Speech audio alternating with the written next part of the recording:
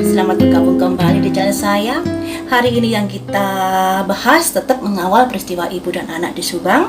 Kita flashback ke belakang, dikarenakan banyak sekali kejanggalan-kejanggalan dalam peristiwa ini. Nah, kejanggalan-kejanggalan, fenomena-fenomena yang kita dapati dalam kasus ini adalah ukah-ukah. Banyak sekali yang kayak kesurupan dan lain sebagainya. Kita buka di sini ya guys. Kesurupan itu ciri-cirinya seperti apa sih?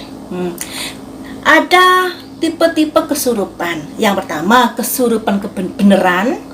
Yang kedua, merasa kesurupan tapi karena sugesti dirinya sendiri.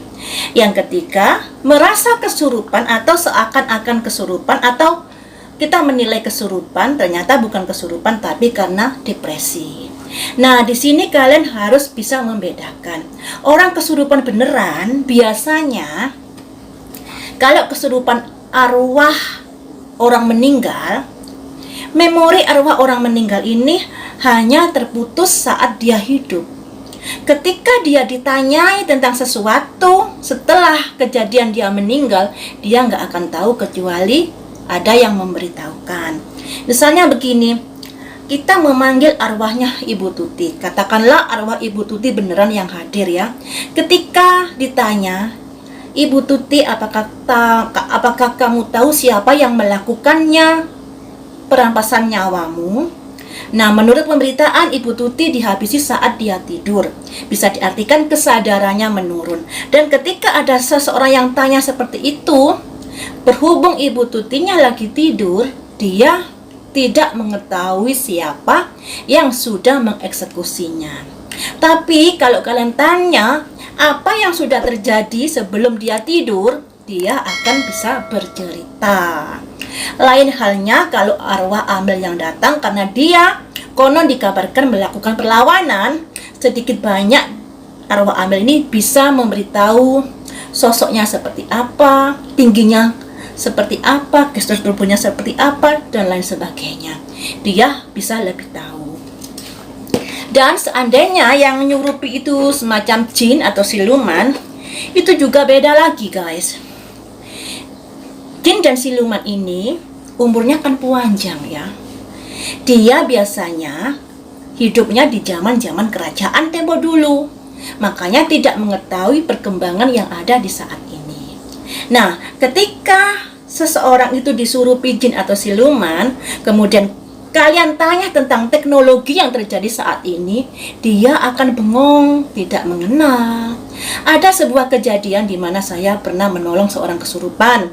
Kemudian saya ditunjukkan di sana loh, ada tempat di mana ditanam sebuah kayak apa ya, media untuk menyakuti dirinya. Kemudian saya pergi ke sana naik mobil. Nah, si orang yang kesurupan ini tidak tahu caranya naik mobil itu seperti apa. Merangkaklah dia untuk masuk ke mobil itu. Seperti itu ya. Jadi ada tanda-tanda orang di mana orang kesurupan karena arwah atau kesurupan karena jin dan siluman, itu ada energinya yang berbeda-beda yang akan dirasakan oleh orang yang mempunyai kemampuan lebih. Kemudian kalau kesurupan karena tersugesti, itu karena bentukan pikiran. Bentukan pikiran ini biasanya kesurupan itu kalau beneran suaranya berbeda, gestur tubuhnya juga berbeda, penyampaiannya, tata bahasanya juga berbeda, tidak sesuai dengan orang yang aslinya. Tapi kalau kesurupan dikarenakan sugesti pikirannya sendiri, suaranya sama, cara bicaranya juga sama ya. Jadi berhubung di sini kan masalah peristiwa perampasan nyawa ini banyak sekali yang kesurupan, jadi saya juga tertarik untuk mengulas tentang kesurupan ini. Kemudian juga kesurupan karena depresi. Kesurupan ini memang ada apa ya, ada gerakan-gerakan tubuh yang gimana gitu, yang sehingga orang awam merasa kalau gerakan-gerakan yang seperti itu adalah bentuk dari kesurupan. Jadi macam-macam kesurupan itu guys. Tapi kalau kesurupan beneran seperti saya katakan tadi. Nah, bagaimana Jeng menguji seorang itu kesurupan beneran atau tidak? Biasanya kesurupan beneran itu kan berupa energi. Energi yang tinggalnya di masa lampau ya. Kalau memang itu siluman atau jin. Energi yang tinggalnya di masa lampau. Dan orang gaib itu, apa yang kita ciptakan di dalam pikiran kita, dianggapnya, dinilainya sudah terbentuk sebuah benda. Misalnya seperti ini ya. Saya marah kepada sosok yang sudah menyurupi seseorang. Kemudian saya ini berniat, akan kuhabisi kau dengan 9 pisau. Saya pegang begini, dia sudah melihat kalau saya sudah pegang pisau, padahal di sini nggak ada apa-apa. Itu kalau orang kesurupan beneran. Tapi kalau orang tersugesti, saya bilang begini, dia nggak tahu kalau saya sudah menciptakan daya cipta saya bahwa yang saya pegang adalah pisau. Dia nggak akan tahu dia nggak akan bisa menjawab apa yang saya pegang. Nah, seperti itu ya guys. Jadi akan sangat mudah lah kita mencari tahu orang itu kesurupan karena kesurupan beneran, kesurupan karena tersugesti, atau kesurupan karena depresi. Itu ada ciri-cirinya. Tapi kita nggak bahas itu ya, karena saya ingin lebih membahas masalah Subang ini. Di awal-awal kasus banyak sekali kesurupan dengan beraninya menyebut sebuah nama. Kemudian yang namanya seorang supranatural, seorang indigo pasti sudah tahu cara bentukan penglihatannya itu seperti apa. Nah, tentunya kalau sudah mengetahui cara bentukan penglihatan itu, haruslah hati-hati dalam penyampaian. Jangan terlalu percaya diri apa yang dikatakan itu adalah sebuah kebenaran. Nah, apalagi setelah tahu saksi-saksi ini ada temuan di TKP, masih saja saksi-saksi ini dieluh-elukan layaknya seorang artis. Itu sangat-sangat disayangkan juga. Sangat-sangat disayangkan juga. Kita ini mengawal sebuah kasus peristiwa yang selayaknya tidak bisa dicontoh ya. Apalagi saksi-saksi ini sudah terdeteksi temuan di TKP. Mau saksi ini orang kaya, mau saksi ini orang nggak punya, mau saksi ini menikah dua, mau saksi ini tidak menikah dua, semuanya ini layak untuk untuk dipertanyakan. Ketika kalian masih mempertanyakan kebenarannya, ya jangan terlalu memuja-muja. Karena apa yang kalian puja belum tentu tidak ada kaitannya dengan kasus ini ya. Ya memang terserah orang-orang yang sudah mengeluh-ngeluhkannya, memuja-muja layaknya seorang artis ya. Tapi mau nggak mau itu juga akan mempersulit penyidikan. Karena seolah-olah apa yang dilakukan dengan pemujaan ini, dengan pengidolan ini, itu sama saja kalian melakukan sebuah bentengan untuk orang ini. Energi kalian itu merupakan energi membentengi orang ini. Dan itu menyulitkan dari kita-kita yang ingin kritis untuk mengawal kasus ini. Ya, seperti itulah ya. Tapi dengan adanya pemberitahuan dari Pak Kapolda Suntana yang akan diumumkan di bulan Ramadan, kurang beberapa hari lagi, mulailah orang-orang yang tadinya mengeluh-ngeluhkan, memuja-muja, kayaknya sudah agak berbelok arah dari relnya.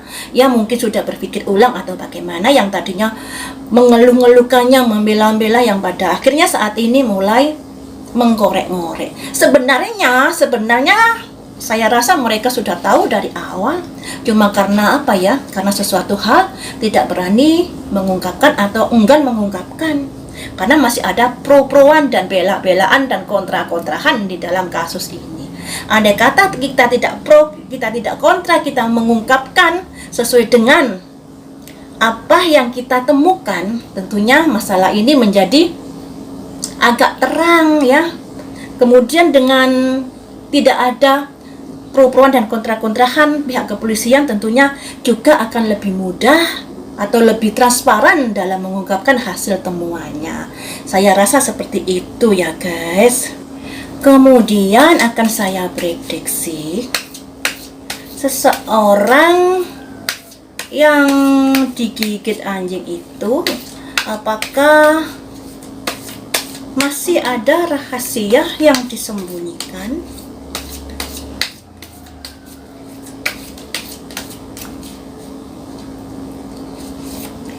Ada simbol santuari, suaka, perlindungan. Apakah masih menyembunyikan sesuatu? Ada gunung meletus, pada akhirnya apa yang disimpannya akan meletus.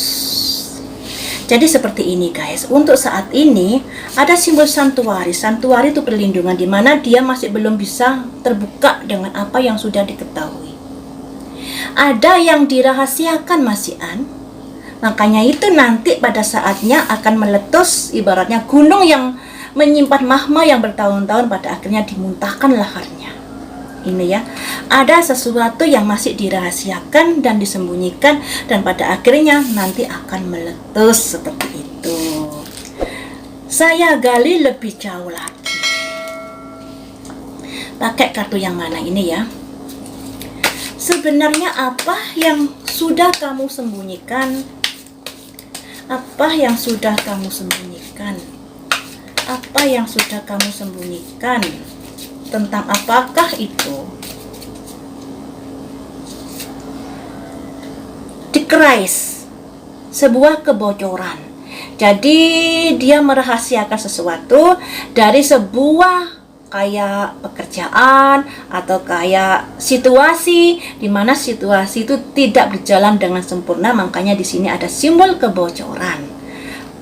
Jadi pekerjaan yang belum tersempurnakan.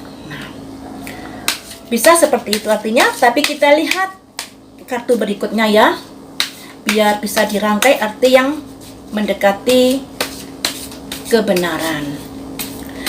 Selanjutnya, mengapa kamu merasa ada sebuah kebocoran? Mengapa kamu merasa ada sebuah kebocoran? Ada simbol family, friends, dan petunjuk jalan. Jadi ada kaitannya dengan beberapa orang, ya, bisa dari keluarga, bisa dari rekan, atau dari orang-orang yang memberi pengarahan. Apa yang kamu lakukan dengan orang-orang itu?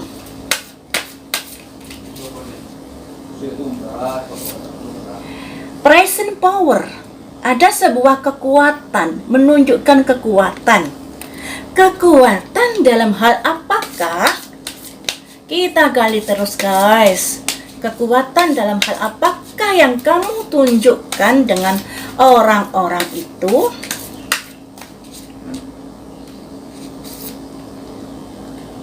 Friends dan kolega, teman dan rekan kerja.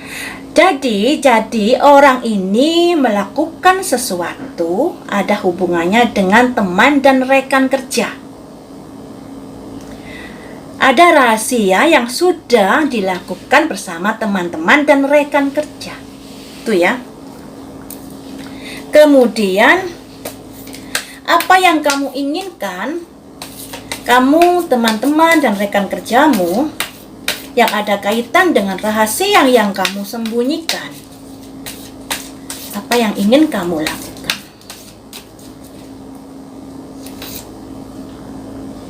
Ada victim mentality. Dia melakukan itu kayak sebuah rencana dikarenakan dia merasa ada tekanan di dalam hidupnya. Mengapa kamu merasa tertekan? Alasannya apa? Mengapa kamu merasa tertekan? Alasannya apa? Cinta. Saya nggak ngadi-ngadi loh ya. Ada simbol true love, cinta sejati. Cinta seseorang pada seseorang yang sangat tulus, yang mungkin bertepuk sebelah tangan. Nah, ada hubungan cinta juga guys di sini guys. Jadi motifnya seperti yang saya prediksi kemarin itu, ada motif asmaranya juga. Juga ada motif kecemburuan sosial, misalnya harta benda dan lain sebagainya. Di sini yang muncul motif asmara. Nah,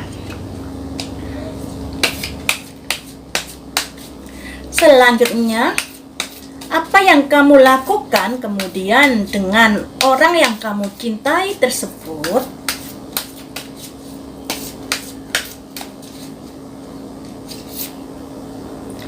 Playing it safe, bermain aman ya, bermain aman.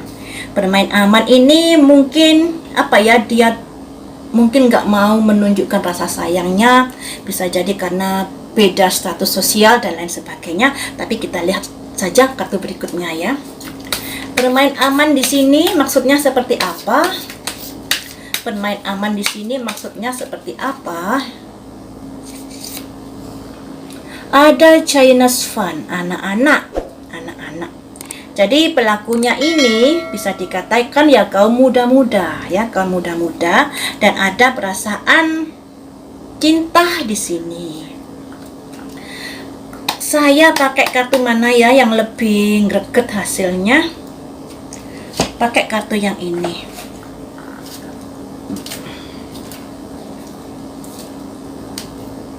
Kemudian apa yang kamu perbuat? Pakai ini aja. Kemudian apa yang kamu lakukan ketika apa yang kamu rasakan, rasa cintamu bertepuk sebelah tangan. Kemudian apa yang kamu rasakan ketika cinta sejatimu bertepuk sebelah tangan? Ada semacam proses perjalanan travel. Sebuah proses ke arah manakah?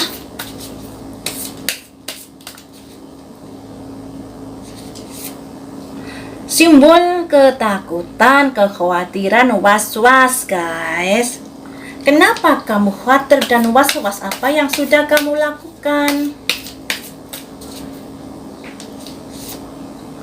Ada semacam petunjuk yang harus atau yang ingin diwujudkan, intuisi dan manifestasi.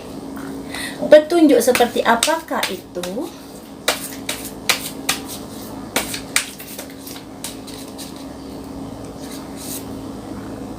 Transformasi, perubahan. Nah, cukup sampai di sini saja ya guys. Tentunya perubahan dari yang tadinya baik menjadi nggak baik, mungkin seperti itu. Nah, di sini ketika saya gali melalui saksi yang digonggongi dan digigit anjing ini, dia masih menyimpan sebuah rahasia yang masih belum berani diungkapkan saat ini. Tapi ada suatu masa nanti rahasia itu akan terkuak, ibaratnya gunung meletus ini. Dan ada kondisi di mana apa yang sudah dirahasiakan ini mengalami sebuah kebocoran, di crash. Nah, yang dirahasiakan ini ada kaitannya dengan family, teman dan rekan kerja, teman dan petunjuk jalan. Tapi ketika saya hubungkan dengan kartu ini, ada simbol kekuatan yang ada kaitannya dengan teman dan rekan kerja. Jadi ini lebih cenderung ke teman rekan kerja daripada sebuah hubungan keluarga.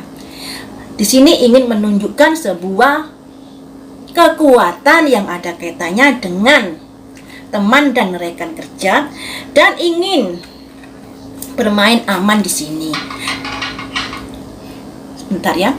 Kemudian apa sih yang membuat dia seperti itu? Nah, ternyata ada kaitannya dengan pikiran-pikiran yang dia pikirkan. Ada depresi di sini, ada tekanan di dalam pikirannya yang ada kaitannya dengan hubungan asmara, true love, cinta sejati yang dia miliki. Cinta sejati yang dia miliki mungkin bertepuk sebelah tangan dan mungkin dia nggak berani mengungkapkan, makanya di sini dia bermain aman. Dan di sini ada simbol Chinese fun, anak-anak yang sedang bermain, mungkin pelakunya masih muda-muda. Kemudian ada semacam travel, perjalanan atau sebuah proses kejadian di mana kemudian dia merasa ada ketakutan, kepanikan, kegelisahan di sini karena apa yang sudah dilakukan. Di sini ada tuntunan dan manifestasi yang artinya petunjuk-petunjuk yang sudah dia lakukan atau hati nurani atau intinya intuisi kan petunjuk intuisi, bisa petunjuk, bisa juga suara hati yang sudah diwujudkan itu, dan akhirnya terjadi transformasi ini, sebuah perubahan. Nah, perubahan hidup yang mungkin tadinya sudah nyaman-nyaman saja, tapi karena ada tekanan batin, kemudian ada sesuatu yang dia lakukan sehingga terjadi perubahan hidup ini. Jadi seperti itu ya teman-teman, kalau kita gali lagi dari orang yang digonggongin dan digigit anjing ini, ternyata dia ada hubungan dengan teman dan rekan kerjanya. Karena di sini ada dua kartu yang menguatkan itu. Ada family, friends, dan petunjuk jalan ya. Kemudian di sini ada friends dan kolega. Friends, teman. Jadi lebih kuat ke teman daripada ke sebuah keluarga, kerjasamanya atau ikatan keterkaitannya itu dia lebih ke arah temannya, bisa juga rekan kerjanya atau teman yang lainnya ya, daripada hubungan dengan keluarga. Tapi di sini masih prediksi, jadi ada keterkaitan keluarga mungkin ada, karena di sini ada simbol family juga ya. Kemudian ada friends dan petunjuk jalan. Di sini ada friends dan kolega. Jadi yang lebih kuat dikarenakan teman-teman ini dua kali kartu yang keluar, makanya saya mengartikan dia lebih cenderung lebih kuat kerjasamanya dengan temannya daripada dengan keluarga. Tapi mari kita lihat saja nanti ya, prediksinya saya ini tembus atau tidak. Kita ikuti saja perkembangan kasus ini, tinggal menunggu hari-hari hanya saja ya guys. Kalau menurut prediksi ini, dia lebih cenderung ke teman. Katakanlah hubungan dengan temannya 75%.